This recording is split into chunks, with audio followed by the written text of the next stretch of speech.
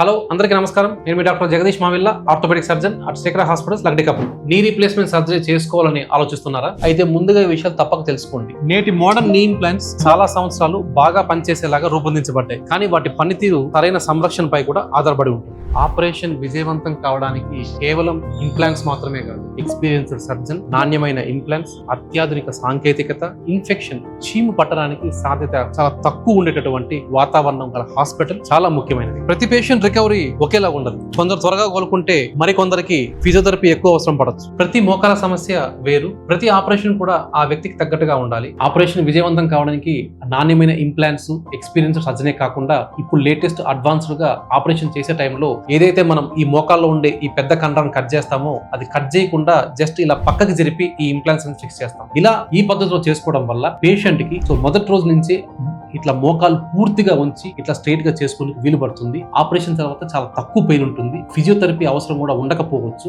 And వాళ్ళు చాలా fast గా వాళ్ళ పనుల్లోకి రికవరీ అవ్వగలుగుతారు. సరైన సలహా కోసం ఆర్థోపెడిక్ స్పెషలిస్ట్ ని సంప్రదించండి.